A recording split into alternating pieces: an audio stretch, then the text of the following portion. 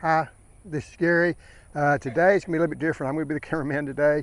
The garden has really blown up. We've had lots of rain the last 3-4 days.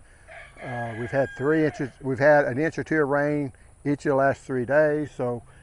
And we had 90-degree temperatures last week. So everything is just ready to bust up growing. So if you notice, everything's really growing really quickly. And the other thing that's going to start happening also is going to be lots of diseases. I'm trying to go slow so it won't make all y'all drunk. If you look down there, you see all where we used to have the squash plants. They're all, diseased up. Had squash vine borers are taking them out. I do have one that's really gotten really big, long. Goes all the way to the bottom there. Let those harden off, be more like a winter squash. But everything has just really taken off and started growing. That stuff is over almost waist high, the weeds there. This here's went crazy because we've had the grapevines, which weren't that bad, but they've kind of tried to take over everything. My deal was to have we set T-posts there. I had some different grapevines there. This here, I think pokeweed. Anyway, you see that, it's got those nice looking little berries there. They're poisonous. So I really try to get rid of that. There is a tree somewhere in there. And you hear the thunder. That's because it's going to rain again. So my hope is I'll be able to go through all this stuff, show you all this growed up things, and then throughout the day today, y'all be able to see all the improvements. But with it already being wet, thundering, and when you hear thunder and you're in a drought, that really doesn't mean much. If you hear thunder and you've been raining a lot, there's some more of the grapevines, it means you're gonna get rain every time. If any of y'all was here when I showed that little bitty beautyberry, there's a little bush about waist high last year or the year before. Yeah, it's got to be a really big bush now. And they say you can make jelly or something out of the blue beautyberry. It doesn't really have a taste. We've tried them before. They're not poisonous, they just don't have a flavor to them. This here, now I've said when I started this channel I was going to show y'all everything. This is what you really don't want to show. I did kind of give up on weeding it and things, but I do need to go in here and start cleaning that up. A lot of the tomatoes have split. They got bad. When they really started producing, I was out in the weekend, so I couldn't get them all done. They've gotten eat up by the different bugs, mainly your stink bugs and also your leaf-footed bugs also. And even a week ago, the cherry tomatoes are still looking really good, but they're starting to look rough also. And so y'all get to see all the bad stuff. And this time of year, the pervading thing is once you just give it up, pull everything out, mow it down, start next spring. I won't be doing that. That's what my dad would have done because he had other things he wanted to do. He didn't want to garden full time. There's more grapevines. I don't eat that many grapes, but we got lots of grapevines. I was at the hospital with my wife and I had the computer with me and I ordered a bunch of grapes. So,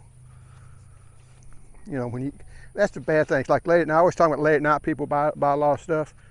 And there's a lot of these cherry tomatoes that you are seeing, they're split. So they're not very good. I do want to pull some more in.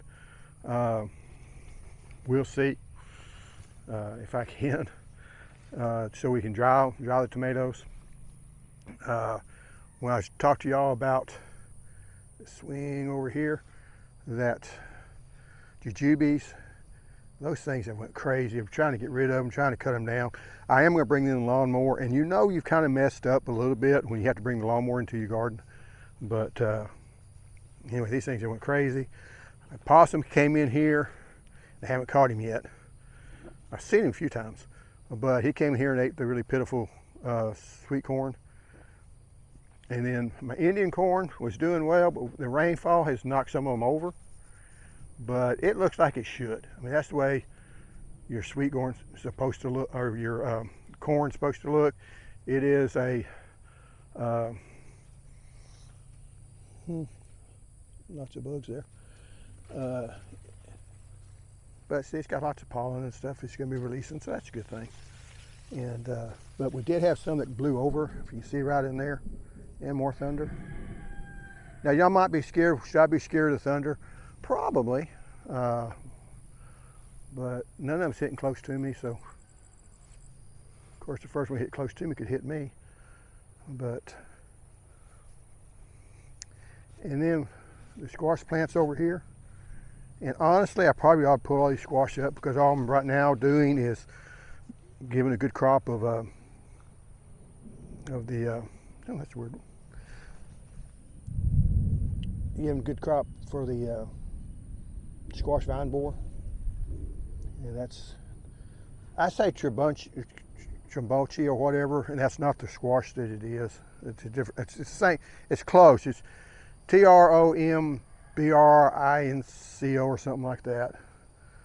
There's one of the scallop or the patty pan squashes. There's my, and over here is my watermelon bed, which actually is not that growed up. Most of the time it looks worse than that, but you know, I've got some watermelons over there. Don't know if you can see it. My son does a lot better job of this than I do. But he was busy. Good watermelon there. I've not started trying to look at the see if they're ripe or not, because they're not really that close to it. Then over here we got, there is the one of the figs that I planted last year in ground. It froze back. This here is the dog fennel. I hate this little thing. It comes up all over the pasture. It's a real pain, and it gets head high or taller. You know, it gets 6-7 foot tall, causes problems. I need to cut these down because there's probably a snake in here somewhere. This is where I put in the trellises for the Red Ripper peas, and they're coming up, looking okay. I haven't put in my wire yet, or the 2 strings, so that they can make way. Now something did eat on these. Something ate on that one. I'm not sure what. Huh. Maybe time to put out some poison. Anyway, I don't like using it, but you know.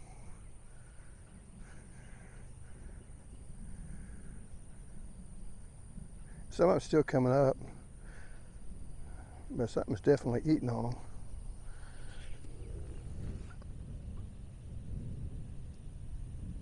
And that's not just one that, anyway, I'll try to figure what that is.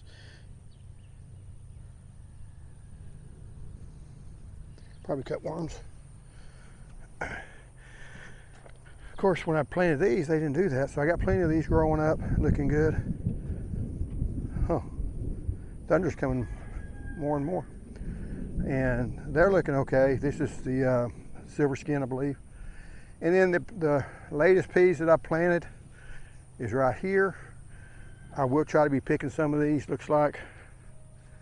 I may wait till tomorrow. But they are getting awful close. There's up there. They're still kind of hard. I liked it when they first start getting stressed. I still probably, you know, still probably a little bit wait before we get the first good picking off of it. But anyway, they're kind of keeping the weeds down. We do also have the green beans. I do want to get at least one more picking off the green beans, especially on the green blaze. This one's here, the first row. The other ones just haven't really produced like I wanted to, and they get more weeds in them, so I may take those out. That's something different. The okra, which I guess I said the last time, they were cowhorn okra. They're coming up, and got a roll of it. I don't know how they're liking all this wet weather, but you know, that's what an okra plant looks like. If you're first coming up, first time gardeners. That is sometimes a problem. You'll plant something, if you don't know what it looks like coming up, you don't know if it's weed or not. What I usually say, if it's in a row, it's what you planted. Because nature doesn't plant things in rows, only us.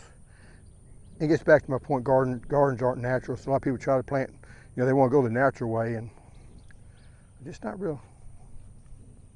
We got a smorgasbord of food in here, and that's why your possums and your squirrels and everything else wants to eat your stuff, because hey, this is open buffet to an animal that may be starving to death, and of course they're not real bright, so they'll pull stuff before it's ripe. And I guess the last thing I will show is I still got these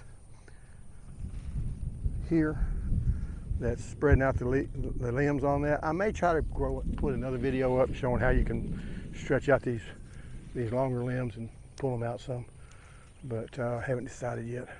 But anyway, this is what it looks like before we started cleaning it up. If you don't see another video, or if this is the end of the video, and you'll know that it rained. But there's my dog.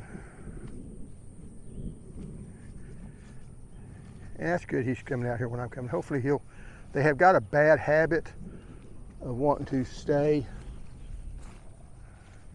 Yeah, you look real fierce right now, don't you? He is full-blood Doberman.